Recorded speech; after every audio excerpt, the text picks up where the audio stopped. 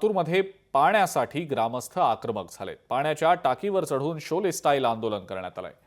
जलजीवन mission अंतर्गत काम अपूर्ण असल्याने ग्रामस्थ त्रस्त आहेत। लातूरच्या निलंगा तालुक्यातील नीटूर गावात जलजीवन मिशन अंतर्गत 3 वर्षांपासून काम सुरू आहे, पण पाणी पुरवठा योजना अद्यापही सुरू झालेली नाही आणि त्यामुळे ग्रामस्थांना पाणी टंचाईचा सामना करावा लागतोय।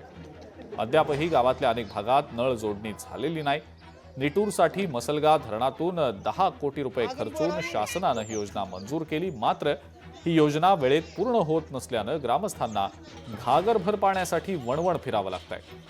पोटाची खळगी भरण्यासाठी मजुरीसाठी जावं की दिवसभर पाणी भरावं असा सवाल इथले ग्रामस्थ करतायत। आता पाण्यासाठी म्हणलं तर आम्ही दिवसभर काम करायचं आणि संध्याकाळी पाणी वनावनानं जायचं आणि पाणी घेऊन यायचं। आणि पाणी असताना सुद्धा पाणी सोडायला पाईपलाईन नवीन टाकी केलेली आहे।